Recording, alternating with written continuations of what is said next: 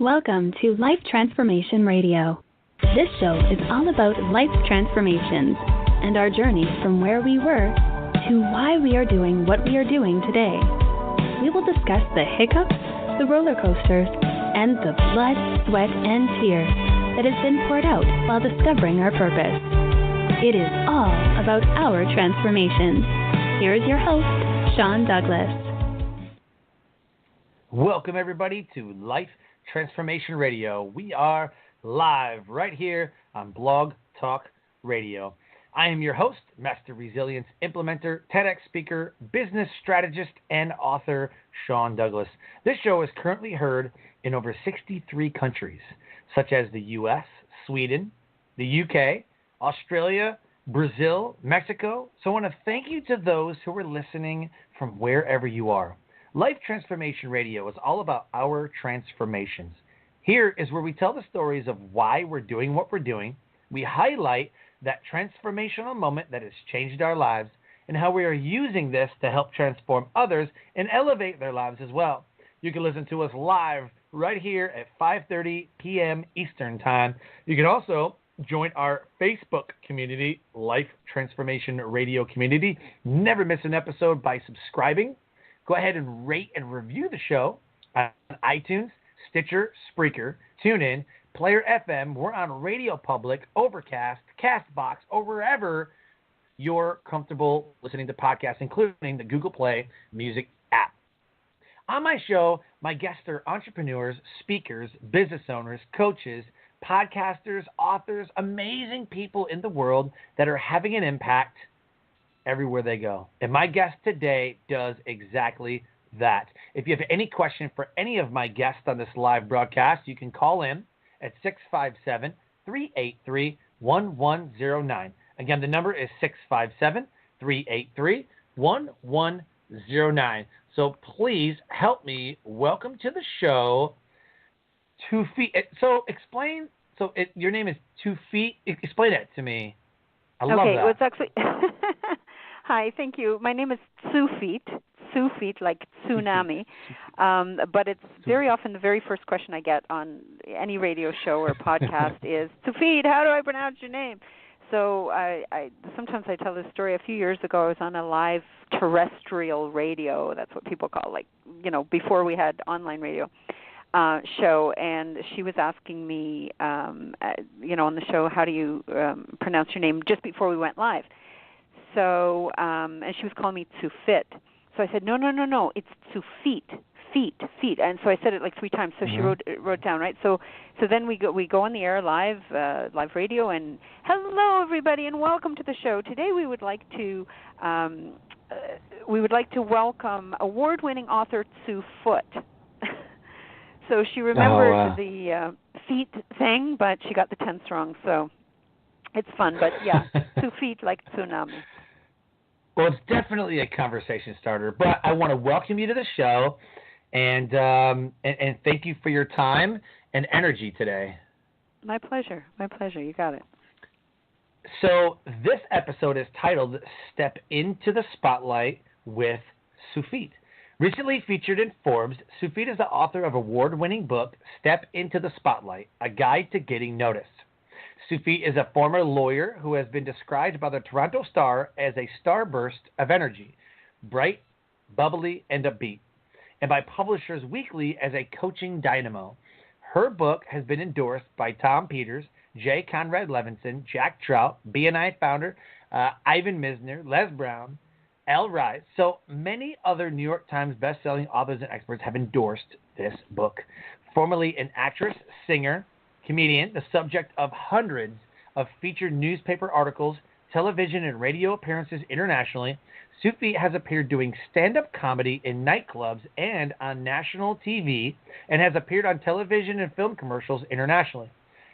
TSUFIT coaches professionals, entrepreneurs, and business owners, authors, speakers, coaches, consultants, and CEOs to catapult their personal brands and themselves into a starring role. She coaches her clients to get seen, get heard, and get noticed. Once named a super achiever by Canadian Lawyer magazine, TSUFIT is a Dean's List Law School graduate, who practiced litigation law for 10 years before leaving the law for the limelight. Her music CD, Under the Mediterranean Sky, has made top album lists all over North America and is played on the radio internationally. Her unique story was the subject of a national television documentary which aired on several networks across Canada. Sophie is an in-demand keynote speaker, radio and TV show guest, seminar leader, and mom, although she does point out that she's not currently taking any new clients in that last category. So you can contact Sophie. She has the blog, www.tsufit.com. There's her blog, LinkedIn group. And you can go and find her book at www.spotlightbook.com. And for a free Spotlight Secret Series, go to www.spotlightsecrets.com. So just by reading that, I am super, super, super pumped because you have been there, done that. Amazing, amazing journey of life so far. That's amazing. Well, thank you very much. And, it's interesting when you condense it all down into that. Yeah, it sounds that way. But, living it took a little bit longer than reading it. But, right. Yeah, thank you. So the first question I always ask the guests, why? Why be a speaker? Why be an author? Why be a lawyer? What is your big why for what you do? It's funny because, just for the listeners, Sean warned me before we hopped on the air. We spoke for a second. He goes, okay, I'm going to ask you 3 questions, and then we're going to go into, free, raw discussion or whatever. And I said, don't tell me the questions ahead of time because I'm, all about the spontaneity. And now I'm thinking, should have asked the questions ahead of time. How do I know what? But what I promised him was a raw, real response. And my raw, real response is, I don't know. Okay, let me try to give you a better answer. So I'm a lawyer, right? And why was a lawyer? Let's take it back a bit. So I'm a kid growing up, and I loved watching all the educational shows like Gilligan's Island and Get Smart and I Dream of Jeannie, and come on, you watch them too. And so I always wanted to kind of be, I wanted to be like them, right? Like Tina Louise Ginger in Gilligan's Island, And so but I also wanted to be like Perry Mason, right? I wanted to be a lawyer. Also influenced by TV. So my parents wanted me to do something much more practical than being an actress. So I became, the choices were kind of doctor, lawyer, accountant. I became a lawyer. I was always interested in debate as a kid, became a litigation lawyer, did that for 10 years. And while I was doing that, I had 4 daughters in 4 years, the oldest was not yet 4.5 when the baby sister was born, and there were 2 in between.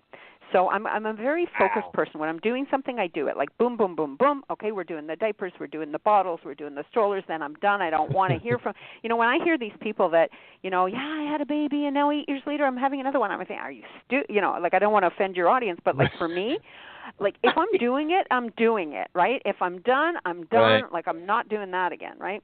And one of my daughters said, Mommy, one day will you babysit for us? I don't know. I think I'm kind of done. So anyway, so I'm very focused, as you can tell. So I did it, and so you asked me why. So I started, acting, singing. I left law for the limelight because I kind of had that Peggy Lee moment, that is that all there is kind of moment. And watching, I'd go to shows and I'd see other people on stage, for thousands of people in an amphitheater, and I'd think, I could do that. So a few years later, it was me doing that. I had enough of walking in those little halls underground in downtown Toronto, in those tunnels under the buildings where you never see daylight.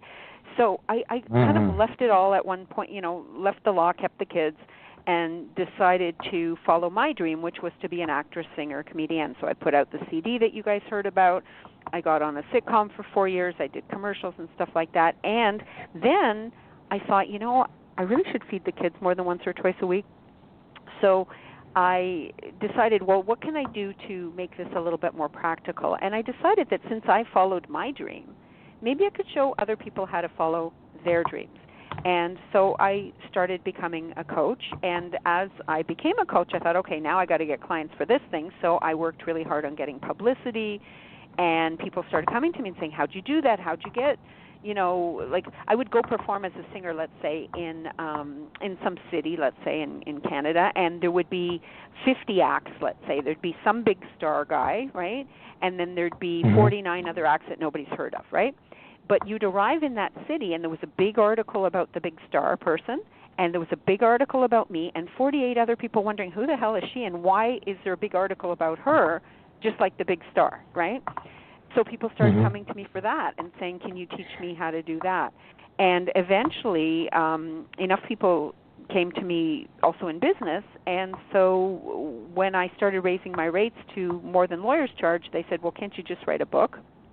So I wrote the book, Step Into the Spotlight, A Guide to Getting Noticed. And so my why is, like, I like to see people do what I'd like them to feel what I felt, that transformation, that you don't have to be stuck in what you're doing today. If you want to do something else, you can. And so I wanted to guide them to do that. But then, see, a lot of people try to make that transformation. They try to follow that dream, which is what my first coaching business was called, Follow That Dream.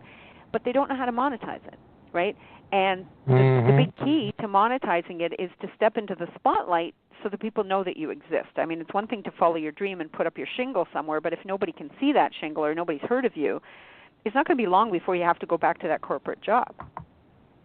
So that's my why, to help other people do what I did. This is very true.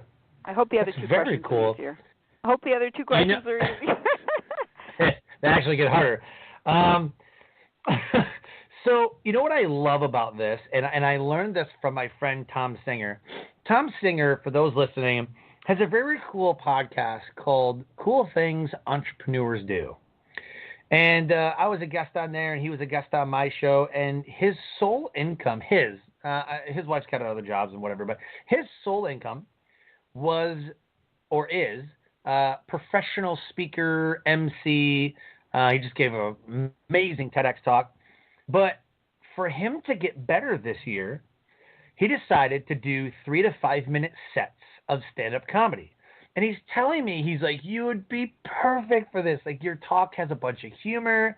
It's not like weird, dry, dry bar humor or whatever. Like, it's really like, man, you're like super funny. Like, you would be perfect at this. And I'm like super terrified. I mean, I speak at stages all over the place. I have a TEDx talk, but it's like doing stand-up. Like, what if I'm not funny? He's like, well, what if you just suck at speaking? I was like, well, I don't suck at speaking. He's like, well, you didn't come out of the womb speaking. I'm like, well, fair enough. So I'm super, like, in awe of you that you're doing stand-up when I know it probably made you that much better of a speaker. Well, actually, it's kind of the reverse. Oh, wow. I mean, well, okay, yes and no. Okay, so I'll tell you how I came to comedy, and I don't consider myself a stand-up comic. Like, I've done stand-up comedy on national TV. I've done a comedic role on national TV, but I don't really identify that way. I have been hired, to do comedy, but I don't identify that way. The way it happened for me was I'm a really good singer. Okay, I would never have said, about the comedic thing, except that when I was in shows, they always gave me the comedic role, right? I would never get the lead. I would be the best friend, right? So the character part, right? So what happened was when I dared myself to go to a comedy club the first time, like to an open mic night, I went with a comedic song, right? So it's a lot easier with a comedic song because I'm confident about my singing. I wasn't so confident about the comedy because you're really naked up there, right? So I decided if I'm going to go there with a comedic song, I'm going to have a comedic intro, a comedic outro. And what happened was I saw, hey, I can do this, right? Now, about the speaking, yes, it does make the speaking a lot more, like I speak about marketing and getting noticed and getting known, and it's like a stand-up comedy routine on marketing. Like, it's funny, and people, even with my book, it's funny. One of my clients said she was reading it on a train, and somebody was staring at her. She said she was laughing her head off, and they're like, what are you laughing? She's reading this book, because even in my book, I speak in my speaking voice, in my comedian. It's kind of written with the brain of a lawyer, but the voice of a comedian, right? So the way I did it was with baby steps and not really announcing, because when you announce that you're a comedian, it's basically the audience sits there with their hands crossed and said, yeah, okay, make me laugh, I dare you, you know? Yep. But if you come as a speaker and you're funny, they don't expect you to be funny as a speaker, so it's a bonus. But if you come as a comedian, they expect it, right? So there have been a few times that I've been hired, and they've wanted to hire me as the comedian for an event in a business context, right? I did it before I was in the business thing, but in the business context, I always say no to that gig. I always say, no, I'm not going to come be your comedian, but I will come be your keynote speaker, and trust me, I'll be just as funny as whatever comedian you hire, right? So with that, it takes the pressure off me, just like it took the pressure off with the singing.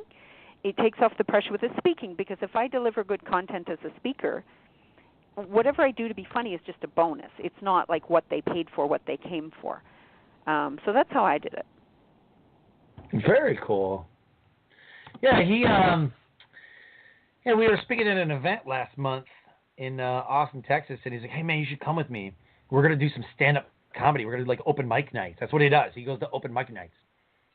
I'm like, okay.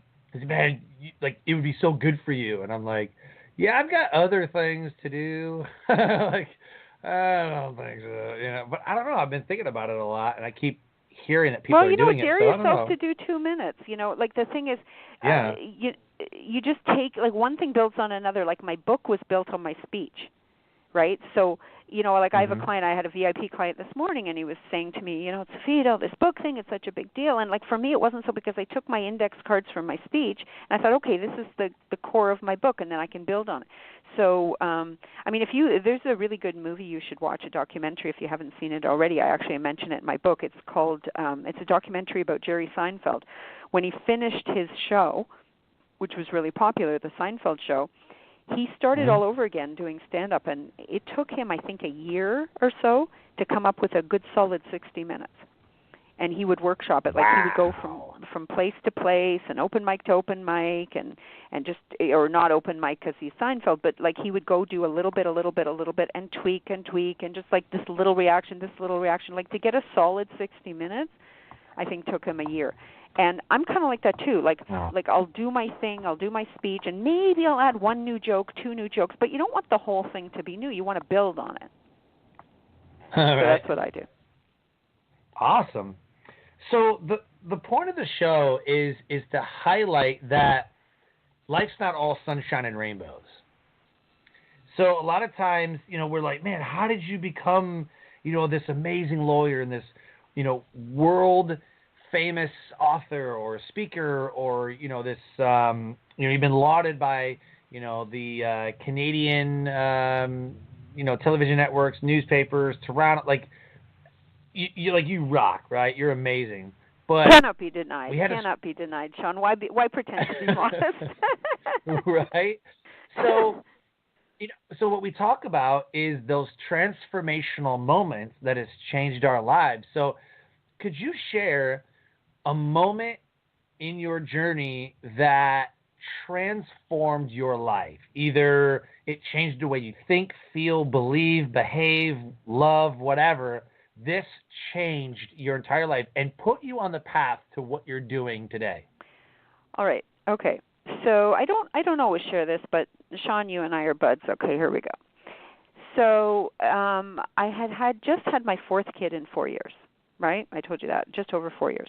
Mm-hmm. I get back to my law job. I was the first pregnant lawyer this firm had ever had. Okay, it was a small 14-person firm, and I could say 14-man firm. There was one other woman there, but she had been there 5 years and never dared to have a baby. 9 months to the day after I joined, I gave birth. Now, I wasn't pregnant when I took the job, but I became, and then a year later, I had the audacity to do it again. And a year later, I did it again. And a year and a half later, I did it again, right? And after I came back from my fourth maternity leave, 2 weeks after I'm back, right, they gave me notice. And I don't usually share this on podcasts, but because of the nature of your show, I want to let it all hang out here. So they gave me notice after 2 weeks. And, you know, they didn't admit it at the time, but later privately people told me, you know, they were kind of concerned that I would sneak in a fifth kid. You know, like there was no end to this. And, you know, they had never had a pregnant lawyer, and all of a sudden I shook up the whole thing, right? Year after year after year after year. So here I am. I had 4 little babies at home, and I didn't work near where I live. Like I worked downtown, kind of Bay Street, which is kind of like, for those of you in the U.S., it's kind of like Wall Street, only colder. So and then I schlepped home for like an hour and a half till I got home, and then these 4 babies are greeting me crying, and yeah, Mommy, where were you? And then I got to get up and do the same thing again the next day, right? So after that 4th thing, I kind of looked for a law job for a little while, and then I thought, you know what? I don't know. Like maybe I should kind of be a little bit more of a presence in my daughter's lives. They were all very young at that time, and a series of nannies and whatever. So I kind of thought, maybe this is a good time to kind of be home-ish and do this music comedy thing that I'd always wanted to do. So it was kind of a combination of those 2 things that kind of gave me the guts. And it was hard because, like I said, I used to walk downtown in all those little underground tunnels, they have, and never really see the light of day and think, oh, one day. And I remember there was this poster on the wall underground, and it said, Bob, I quit. And it was some guy giving notice and that he was going to go and start his own business. And I thought, wow, I don't know anything about business. My dad was a math professor. My mom was home. I knew nobody in my family was in business. I had no entrepreneurial examples to follow. But I sat there for a little while after, and I thought, what am I really amazing at? Okay, I can command an audience. I can get attention. Humor, I knew I was good at that. I'm good at giving advice whether you want it or not. And so, it's that unsolicited advice thing. I come by that naturally. So I just decided, what could I do? And I thought, let me coach other people to do what I did. So I started acting and singing a little bit since I was already home. I put out that music CD. That took me 14 months to, put out, and actually was harder than 4 kids to put out that CD. Wow. So, yeah, it really was. And then, a few years later, I did the book, and the book took longer. The first time it took longer than all 4 kids altogether. Like, now I teach people how to write a book. I have the book creation workshop much, much quicker. But for me, it really was a birthing process. So the very long answer to your question was you asked if there was a moment or an epiphany or a transformation, and I know it's way sexier, and I know Hollywood likes that epiphany moment where, the guy realizes that he let the girl get away, and then there's a chase scene to the airport, and like you can't have a Hollywood movie without that epiphany and that chase scene, right? But right, so I hate to like wreck your show. But I'm going to wreck your show because there really isn't maybe the moment was when they let me go, but it wasn't right away, right? And maybe the moment was, when I thought I could do this or when I got some publicity and thought, but there really wasn't that exact moment that I decided to go on my own. It was kind of like a cautious, you know what, I don't know if I want to do that other thing anymore. Let me try this. Let me see what happens. Let me see if I can do it. Within 10 months from the time that I decided I was a coach, I was fully booked as a coach. And I would go to networking meetings, and I would do a killer 30 seconds, and I would have people hire me. And people who'd been coming there for 5 years said, oh, my God, like she came from – and people criticized me in the beginning. They told me I didn't dress right. They told me I didn't do my infomercial right? Because I would dress in, like, colorful stuff, not the business suits, right? Because I was leaving that law thing behind. I would wear like Asian, things and Indian, things from Guatemala, like things that just stood out. So I would get noticed. And all the people who, criticized me in the first 6 months, eventually when they were in charge, they invited me on the stage 6 months later to explain to everybody else how I did it. And I did it by standing out, right? By humor, by color, by flavor, by all the things that I've now taught for the last 16 years. And so there really was no epiphany turning point, except I guess the partial epiphany was that all business is show business, right? And that's the reason I stood out, because I wasn't approaching it as a professional the way they were. Everybody goes to these networking meetings, and they're all tripping over themselves to show that one is more professional than the next. Right? They dress professionally, they have a professional business card, they have a professional 30-second introduction. I turned all that on its head. I didn't look professional, I didn't sound professional, and that's what got me hired to start teaching them how to do it. Nice. That is a heck of a transformational moment. So using your why and using your journey, how do you now elevate the lives around you? Boy, I didn't know there was going to be a quiz. Okay. How do I elevate we ask the hard the questions life? on this show. They are hard questions, and he did offer, guys, he did offer to give me the questions, but it was only 2 minutes to airtime, so I thought, no, that's just going to throw me. Okay, how do I elevate the lives around me? Well, you know what? I'm not going to answer that. I'm going to let I have binders. I remember years ago when my dad was alive showing him 2 binders of laminated testimonial letters, right? People saying, oh, my God, you changed my life. You did this. You did that. You showed me this. You showed me that. And I remember him looking through that, and he said to me, SUFIT, are these real? Like, there were people with PhDs and MBAs and all this stuff. And he said, like, are they real? Like, he kind of, knew me the way he knew me, and he thought, like, how is it that they're all saying this, right?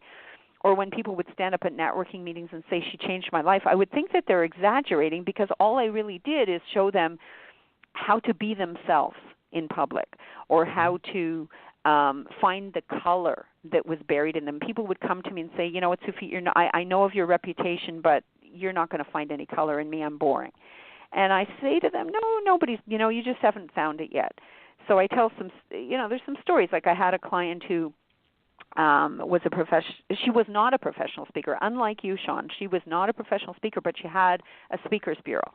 And so she would get gigs for professional speakers, but she herself wasn't. But she was invited to speak to a group of professional speakers because of her business, right? And she came to me and said, SUFIT, I'm embarrassed to go in front of these people and be boring. And she brought me her speech, and yeah, it was really boring. So I said, okay, let me find out where your color lies. And I started interviewing her. And as I interviewed her, I found, I found out that when she was just like 8 years old, she grew up on a tomato farm, and her dad would help, she would help pick tomatoes and then go to market with her dad to market the tomatoes that they picked. And I said, isn't that kind of what you're doing right now, only with speakers? So I said, why don't we just, because she's taking speakers to market, I said, why don't we use an analogy, because tomatoes are colorful, right? You can see them, you can get a visual, and speakers, aren't really that visual. So we made the analogy between speakers and tomatoes. And so she would go to a networking meeting with the 30 seconds that I helped her write, saying stuff like, and she did her speech this way also, saying stuff like, speakers are like tomatoes. Some are still green and seedlings and aren't quite ready. Others are ripe and plump and juicy and ready for market. And others are just plain rotten, like rotten tomatoes. So she used that analogy that we came up. Now, I didn't make it up. That's awesome. I didn't say, okay, what would sound good for you? I took her actual real life. And it was there all along, but nobody had ever, pointed out to her that maybe there was some color there that was buried deep. And I feel kind of like an archaeologist, digging for this stuff carefully. And she had a lineup of people waiting to speak to her. I'll just give you one more quick example. Another client I had, thank you. Another client I had, again, she had a graphic design company. And people, she would go to these networking meetings and say, hi, I have a graphic design company. It's called blah, blah, blah, and Associates. And so if you want to do any brochures or business cards or books or websites or pamphlets, that's what we do. Go to my website, blah, blah, blah, blah, blah. She came to me and I said, that's boring. I'm known for just telling them. I said, I'm sorry, what you're saying, it's boring, number one. And number two, how do you expect people to remember you if you say all this? Who does not know a graphic designer? We all know 17 of them, and our brother-in-law and our neighbor and everybody else, and everybody can do it on their own computers now anyway, right? So I said, that's not going to do it for you. But you said one thing buried in that whole long story. You said you do books. And I said, books is something that not everybody does. So I said, why don't we, number one, we'll focus on that. Number two, I said, tell me your story, because we need to find some color. Just like with the tomato person, we got to find your color. So when she told me her story, which she had never told to anybody else before, not in a business context because it wasn't professional and it wasn't relevant, when I interviewed her, I found out that she grew up not on a tomato farm. She grew up in the Swiss Alps, right? She was Swiss. She grew up in Switzerland at the top of a mountain. And she loved books, but she didn't have any books. She didn't own any books, so she used to have to go to the library at the bottom of the mountain, down the valley. So every time, her big reward after doing her chores was going to the library and getting this book. And I said to her, wouldn't it be great if we could say that your favorite book was Heidi? And she said, SUFIT, it actually was. The reason I had suggested that was because my client's name was Heidi. So her name's Heidi. Her favorite book is Heidi. She lives in the Swiss Alps. And we started telling the story, and the punchline to the story was she didn't have any books growing up. She used to have to go all the way down to the mountain to get books because she loved books. And now her business is We Make Books. We renamed her business from blah, blah, blah, Creative Ltd. Or whatever it was to We Make Books, right? WeMakeBooks.ca. She got the URL. And when she did that, 8 out of 10 people were interested in talking to her at the little circle that she was in. So again, we took her story, real story. I didn't make it up because it doesn't work if you make it up for people. Although with my own personal infomercials, sometimes I make it up, but I do it with humor so that they tell them that it's all made up. So that works for me. But for the average person, you don't want to make it up. Because, if you don't have the humor to like, for example, I would go to a networking meeting and I would say something like, I have just been named North America's speaking coach, and then everybody applauds for me, right? And then I would say something like, admittedly, the panel of judges was a little teeny-weeny bit small, just me and my mom, right? So I get another big laugh. And then I would say something like, nah, pretty much just me. She doesn't really think I'm that funny. Get another big laugh. So I've admitted that the whole thing was made up after they've clapped for me, right? And then I would just go into my little short spiel about teaching them how to speak in public or how to market themselves or brand themselves or whatever I was, promoting that day. And again, people would come up to me afterwards and speak to me, and I would attract clients in just 30 seconds that way. I love it. No, I absolutely love that. When I start my every talk I have starts off with humor. So you know how a lot of speakers, they go up on stage, like, please help me welcome whatever to the stage. You're like, hey, thanks for having me. I want to thank the event planner, and let me take a minute to talk about me. And then they go into this 5-minute rant about why they're qualifying themselves on stage. I don't even do that. I got time for that. That's why I let somebody else introduce me, so I don't have to do that. Exactly. So I walk up on stage. I'm like, that's amazing. Like, thank you, everybody. Thank you. Have a seat. Okay, thanks. Hey, so by a show of hands, who, and the questions always depend on what my talk is about or what the event is about. Let's say it's podcast. Who has ever wanted to start a podcast? Raise your hand. Outstanding. Put your hands down. Who wants to be guests on podcast? Yeah? Awesome. Raise your hand. Cool. Put them down. Now, who's not going to raise their hand no matter what I say? Always gets a laugh. Always kills. Right? And then I have little humor things that I say throughout the talk. And then at the end, I cap it off by saying, as I close, which is great for the event planner, but really doesn't mean anything if you really know who I am. And then I keep on going, and then, it gets a laugh or whatever. So definitely you have to have these insertion of these humorous bits, because there's nothing worse than sitting, listening to a speaker for 40 minutes, and he's just reading from slides. And he's just drawing that's absolutely on. True. Absolutely true, Sean. And I wonder, Sean, I 100% agree with you. I wonder if you, which kind of podcast guest do you prefer? The one, I'm giving you a choice here. Choose A or B, Sean. Do you want the podcast guest that says everything right, or do you want the podcast guest that gives some feedback which you may or may not like? I want the B, man. I want the most honest. Are you sure? Who is it? Tom Cruise, and who's the actor? Oh, Al Pacino. Are you ready for the? What's that? Oh. You can't handle the truth, or whatever, right? Oh, that Can was. Can you handle the truth? Okay. That was. That was A Few Good Men, and it was Jack Nicholson. Okay. So you said B. Okay, good for you, because most people would have wished for A, but I think you're strong enough. Okay, so I'm going to give you 2 pieces of feedback, and it's up to you whether you accept them or not, okay? And by the way, for the rest of you who are listening to this and want to be a podcast guest, never, ever, ever, ever do what I just did, because you don't want to upset your podcast host. They will never invite you on again. And no other podcast host will ever invite you on again. So do not try this at home, is what I'm saying to people who want to be podcast guests. But I do enough podcasts. I'm secure enough in what I do that I'm going to take the risk, because I think it will elevate. You asked me, the third question is, how do I elevate the lives around me? I think I can elevate your life by giving you a little feedback, which you may or may not like in the short term, but I think it will elevate your life in the long term. Yes? Okay. Number 1 is, don't come back and say thank you.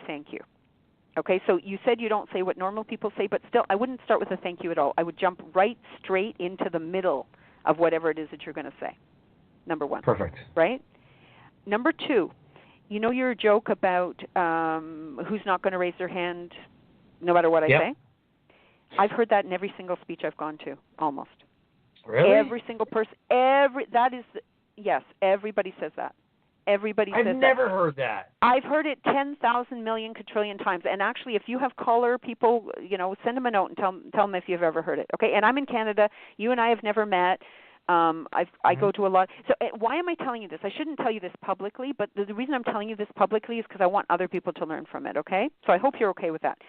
What I tell my clients who are speakers, Sean, is if what you are going to say could come out of anybody else's mouth but yours, don't say it. So you have a very interesting background, right? So there are things that you could say and humor that you could use. Like, for example, when I'm speaking in public and I want somebody to come closer to me, sometimes I'll say something like approach the bench, okay? And it always gets a laugh because people know I was a lawyer, right? Judges usually say approach the bench or whatever. So I use things that are kind of what I call TSUFITisms, right? Now, I'm not saying nobody in the world has ever said them, but it's unlikely, right? And but there are other things that I hear at every single speech I go to. One thing I hear at every single speech I go to is, would it be okay if I, did this? And then the audience says, yes, it's okay, and they do it. Or turn to your neighbor and say this, or pat your neighbor on the back. I mean, you've seen that, right? Every speech you go to, right? Oh, yeah. Well, this other thing about who's this, and who's not that, and who's not going to raise your hand no matter what I say, hundreds of times I've heard that. Hundreds from different people, and every time I hear it, I'm thinking, oh, not another one. Like they went to all the same, Now I know you're a real, authentic guy. I hear your humor. I hear you're very strong on. Like I do a lot of podcasts. Not everybody's as strong as you on the intro and on the. You're obviously really great at what you do, and that's the only reason that I dared to tell you this. Like I do a ton, like I told you, I do a ton of podcasts. Most people I wouldn't have said this, and I even debated. I agonized while you were talking. I thought, I shouldn't really say this, but because you're asking me tough questions, I sort of feel like you want to grow, and I hope it's well taken what I've said. I hope you come up with a line that can't come out of anybody else's mouth but yours because it's from your personal experience. Just like my client with the tomato farm, right? That's not going to work for somebody else. My client with the Swiss Alps, like who else is born in the Swiss Alps and went to the library and is named Heidi? Like those are things that only they can say. Find something that only you can say, and it will start to be your trademark. And people say, when they're talking about you, they'll say, oh, I heard this guy, I don't remember his name, but he said this. And people say, oh, that's Sean Douglas. Yeah, I like that. That's great feedback. You don't hate me. Have you ever thought about being a coach? Oh, what a great idea! It's a great idea. I think you should do that. You know the problem with coaches is they get too coachy and they give unsolicited advice like I just did, and it can really make people hate you. It can make people hate you. But you know what? You have to sense whether the person you're saying it to is already successful enough. Like the fact that you said you've already done TEDx talks, you're comedic. Like you already set it up that I know you're strong. I would never have said this to anybody who wasn't that strong. I appreciate it. I really do, because you're only going to get better. If I go around thinking I have the greatest opening ever and I've never heard it, the only person I've ever heard say this is my speaker mentor, who said, "Hey, if you use this, it'll kill." And I cannot tell you how many times Yeah, it's John Vroman. It's John Vroman. So he's my speaker mentor, and I was like, "I love your talk." He's like, "Use it, see what happens." Yeah, everybody uses that line. Crushed. Let me tell you something. Well, people do laugh at it. I'm not saying they don't laugh at it, but it's not branded to you. Let me just tell you a story. Let me show you some vulnerability here, okay? Go ahead. Because now that I've outed you, I'm going to out myself. Just so that if there's any residual chance that you hate me for this, I'm going to out myself so that you can't. Okay.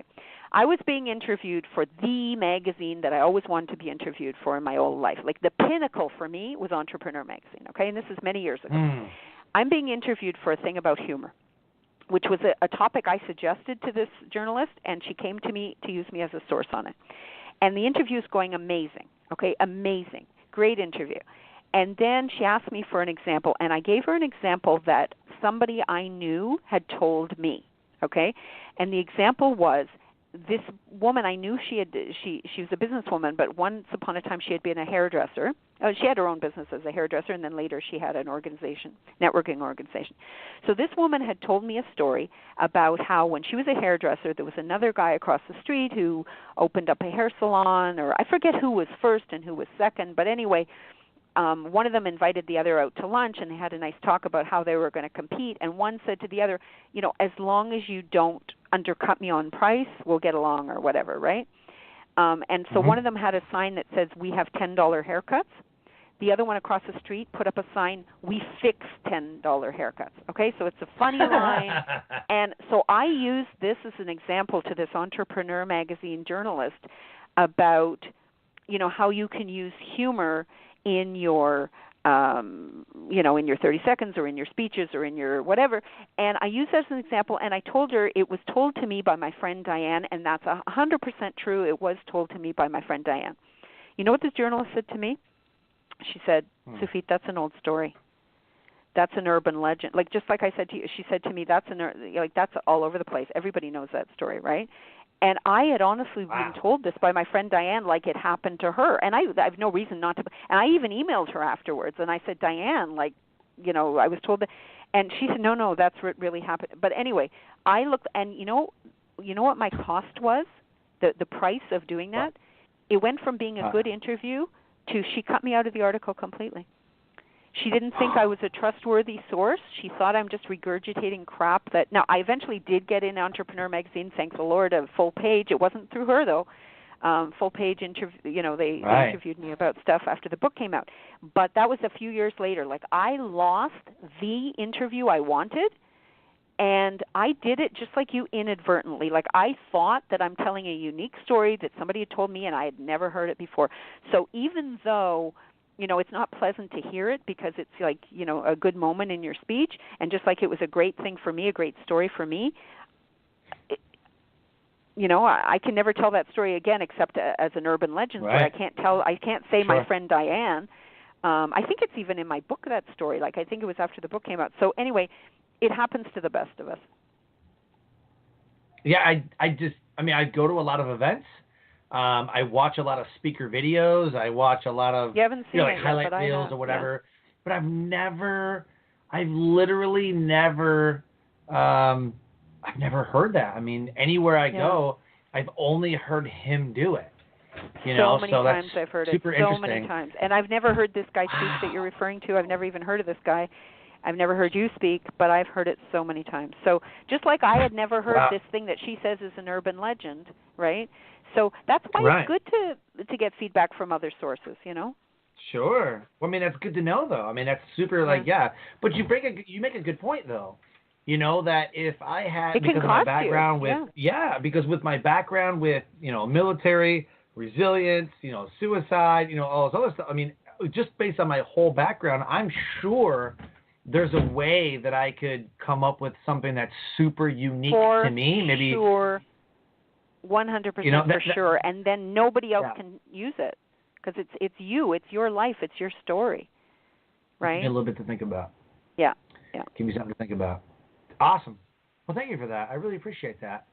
So since we're on the topic, I'm kind of curious. Who's your biggest influencers? Who do you follow? You know, it's funny. I posted something about this today because. The current influencers online, are the students of the people who influence me. So the people that I studied and followed and actually had the pleasure, some of them, of interviewing, somebody like Dan Kennedy, who wrote a zillion books about marketing, and Dan Kennedy spawned people like Russell Brunson, like Ryan Dice, like you know, pretty much most of the mentors that my daughter is now following, because she's an entrepreneur as well, were, you know, Allie Brown, you know, all the people, you know, came from him. So he was a big influence on me. Also, people like Al Ries, who co-wrote Positioning with Jack Trout. He's still very influential. I think he was named one of the one of the 100 top in advertising in the last century. And I had the pleasure of interviewing both Dan Kennedy and Al Ries. I also J. Conrad Levinson, who wrote like 60 books on guerrilla marketing. I had the pleasure of doing a CD interviewing him. So those are big influencers. Also, I read people like Robert Cialdini, who talks about influence. I'm very interested in behavioral economics. People like Dan Ariely, like why people behave the way they do, why they buy, what they buy, and what influences them. Robert, and like I said, Robert Cialdini also, I was, very honored that he endorsed my book, as did Al Ries, because those are the people that I follow. And now, the next generation of people are out there actually probably making a lot more money than the first generation, I'm guessing, because they took those ideas and they've amplified it with their facility with, automated webinars and all the stuff that they're doing online. People like Jeff Walker was in the first category. He's the one who kind of perfected the launch that everybody does online. And influence, and Brendan Burchard and Frank Kern and, all those guys are kind of people that I followed. Well, now their students have kind of taken over, and I don't know all the names. I don't know all their names. But I try to stay current. Well, I'm one of them. Yeah. I'm a learner every day. I mean, I'm as much of a student as I am a mentor. Perfect. No, I think I love to know what type of, resources, books, influencers, because mostly everybody you talk to, like, I'm an entrepreneur, Gary Vee, like, everybody's always Gary about, Vee is such a recent thing, and, he's great, but he's just one of so many, and I know the young people love to, but he's just one guy. I mean, it's great that he had the persistence to do that wine library thing over and over and over when nobody knew who he was. So he deserves. It's not like he came overnight. Like, he deserves everything that he's earned, because he has earned it. Yeah, I like to, I've heard of some of the people that you've mentioned. I have not heard of some of the people you mentioned. So it's just always good for me to make a list, who to follow, where do I learn, because we can learn from so many different areas and so many different avenues, that I might go to Al Ries and learn something that unlocks something that has not been working for me. And it was all because, she follows, well, let me go ahead and see what this is all about. Yeah.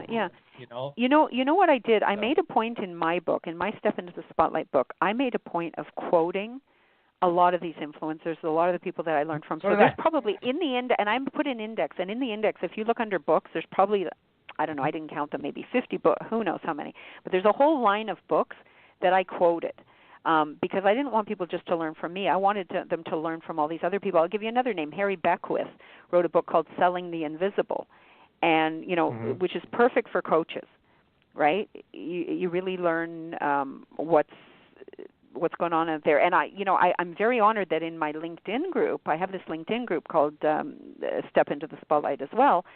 Harry Beckwith, I invited to be a member of the group. Al Ries is a member of the group. A lot of I think Martin Lindstrom, I'm not sure if he's currently a member, but there are a lot of, what's his name? Michael Gerber is a member of the group. I invited, some people have these LinkedIn groups where it's kind of like, where you go fishing and you stock the pond with, so you can go fish in your own pond. And so there's like one big guru mentor, and that's supposed to be me. And then I fill it with prospects, right? And I said, no, I'm going to invite all my competitors, people who are way more famous than me and way more accomplished than me, and let it be a place that people want to go, where they can learn not just from me, but from Bob Berg, who's a member, or from, who wrote, I think it was Go Giver or Referral, whatever, something. So many. Marshall Goldsmith is a member of the group. Like just the who's who of Whoville. David Meerman Scott, who wrote books about publicity, and Worldwide Rave, is a member of the group. So I just invite, all of my people that I learn from, and so that other people can learn from them too. That's amazing. That's brilliant. Absolutely. So based on that, and you have all of these people that you're following, and if somebody wanted to find that group, or if somebody wanted to know more about you and what you're doing, how would they do that? Okay. So I think the very first thing that people should do is grab a copy of the book, which you can do if you go to spotlightbook.com. It will take you straight to Amazon, where you can buy a physical copy or the Kindle copy of the book. It's called Step into the Spotlight, A Guide to Getting Noticed, because there you will see all the other books listed, and it will give you a great foundation of how you do all of this. The other thing you want to do is go to spotlightsecrets.com with an S at the end and get my free Spotlight Secrets series, which is about how you introduce yourself in just 30 seconds so that you can attract clients. If you want to see what I post or interact with me, you can go to TSUFIT.com. That's TSUFIT.com. And if you want to join this group where all these mentors are, and also other people who are, it's full of podcasters, by the way. There's tons of podcasters in there. There's tons of experts who want to be on podcasts in there. If you go to www.spotlightgroup.biz, you can put in a request to join, and if I like you, maybe I'll accept you into the group, spotlightgroup.biz. You can also send me a personal connection request and tell me that you heard me on Sean's show, and that will give you an extra little. And I just want to point out something I did here that I think any entrepreneur should consider doing. I was easily able to tell you for the book, go to spotlightbook.com. For the autoresponder free tip series, go to spotlightsecrets.com. For me, go to tsufit.com. For the group, go to spotlightgroup.biz. Now, the actual URLs of these places are, http://linkedin/478, right? And right. So what I did was I bought a few domain names at GoDaddy or wherever you want to buy them for $10, and I forward them to where I want you to go, so that when I do radio, which I do all the time, or podcasts or whatever, or even for articles, if I'm telling journalists, I can tell them spotlightbook.com, spotlightsecrets.com, spotlightgroup.biz, right? Or spotlightblog.com, or whatever it is. I can tell them easily without having to try to say / like most people do. It's much more memorable. It's easier on your show notes, and it reinforces that branding. So I would suggest that to everybody. Yeah, it looks more professional, and it's just a simple redirect. Yeah, exactly. Yep, perfect. Yeah, I love that. Yeah, that's great for those listening that are trying to set up, websites and different, backlinks and everything. Because it's going to be backlinked to here, and it'll be backlinked everywhere else, and you show up. So now you've been on my show, and your keywords and everything are in here, your name and everything. So when you get searched on Google, let's say someone's searching for something, and you could possibly come up and be attached to Live Transformation Radio, like you're still coming up that you were on this show, and you're still ranking. So you get my links, my link points, I call them, and then your link points, and then But anyway, it's just backlinks and redirects, and I am it's far a great from game an to play expert on any SEO. of this. Like what you just said is a little bit Greekish to me. Like I know about backlinks and SEO and all that stuff, but the truth is you don't have to understand any of that stuff that Sean just said in order to do the simple thing that I'm telling you to do. You just want a couple of easy words so that you can spout them out. If you see somebody on the street and they say, how do I see your website? You don't want to say some long thing. You want to say, and by the way, a lot of these are just pages on my website. So let's say if tsufit.com is my main site, a lot of these are just tsufit.com /book or /blah, blah, blah, or /pro. But I don't want to tell a person all that, right? So I just take another URL and I redirect it there. Yep. Perfect. I love it. So as we start to close the show, what is next for you? What's the rest of 2018 look like? What does 2019 have in store for you? Let us know. Well, I have something I haven't mentioned yet. I have 3 programs that I did. I did them each once live, and now for the last 6 or so years, people have been taking them as a pre-recorded program. The first is called spotlight101.com, and the second is the Book Creation Workshop, or bookcreationworkshop.com, and the third one is 30seconds.biz. So those are 3 programs for people who either want to learn to write a book or learn how to do the 30 seconds or the foundational spotlight101.com program. So what I have for 2018 and 2019 is rather than create a new program, which I've been dying to do, and I have 2 other ones that I'm working on, I'm trying to not force myself, but I'm trying to get what I already have in the hands of more people rather than keep creating more and more content. Even though the creative part of me wants to keep creating more content, the practical part of me says, you've got these 3 amazing programs, let's extend the reach a little bit. Same thing on the book. Like, right. I've been wanting to write another book, and people keep saying, like, my fans are saying, TSUFIT, when's the next book coming out? So I've started a few other books, and I thought, you know what? I'll tell you when the next book comes out, when this book's in the hands of everybody who needs it. So there you go.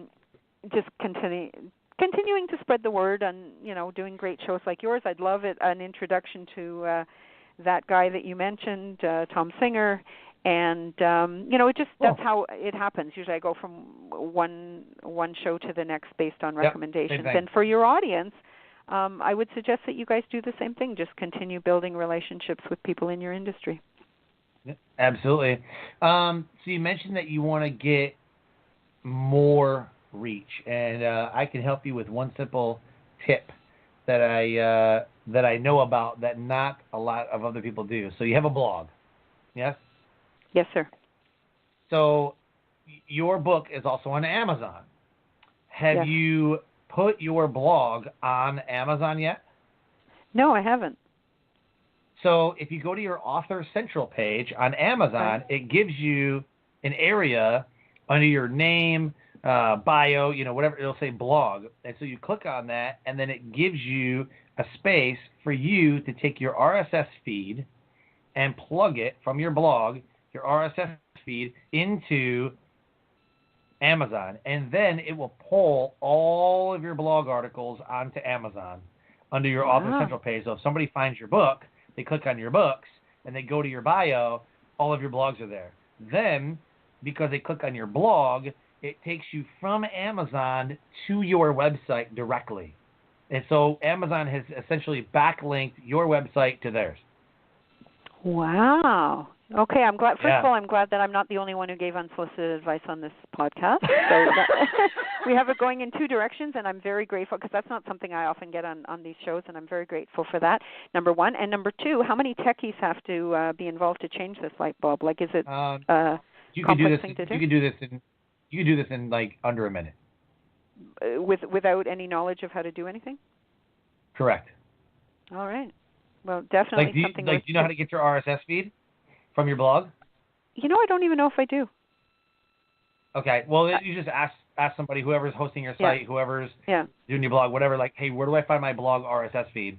There is an RSS feed there. Yeah, there is one. Yeah. Yes. So once you capture that, then you just go to you can literally go to like, what is it, like Amazon.AuthorCentral. I don't know. Just Google Amazon Author Central, and then it'll take you to the Author Central website. You log into Amazon. You go to your Author Central page, and then click on where it says blog under, I think, like the first line. Click on that, bam, and then it'll say enter your blog RSS feed, and then copy paste, boom, hit enter. It'll say congratulations, we found your blog or whatever. And then you'll look like the next day, and then all of your blog articles are now on Amazon.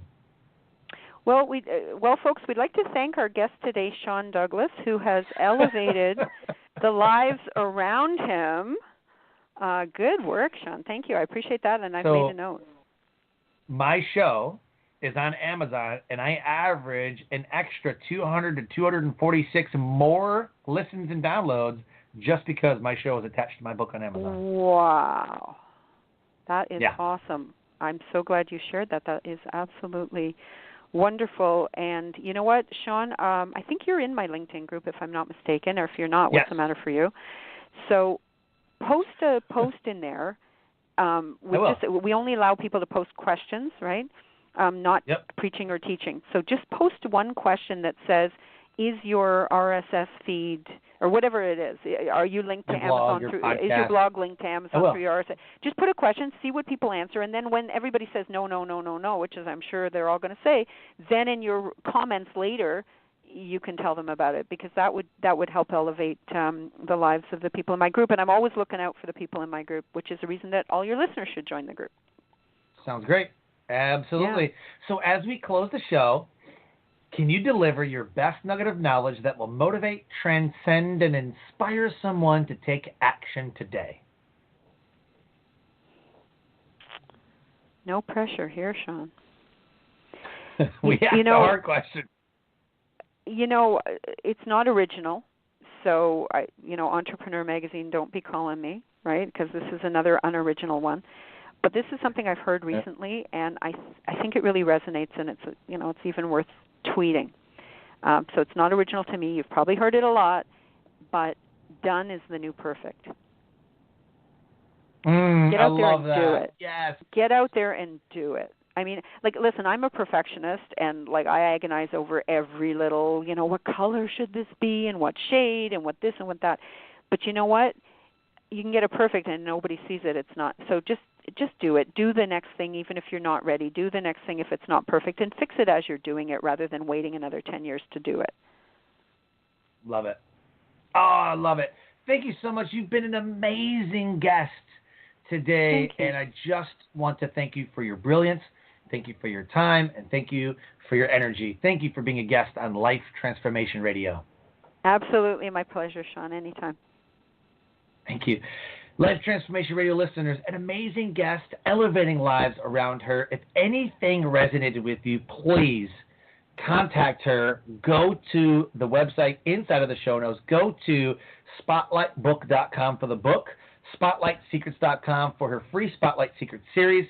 Go to the blog at www.tsufit.com and join the LinkedIn group, spotlightgroup.biz. Join the LinkedIn group.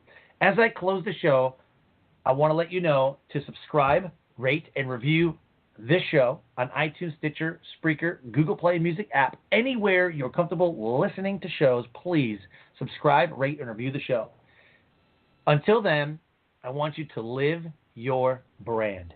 Find opportunities every day to live out the core values that you hold deep in your heart. I call this living your brand. So until next episode, have a great night.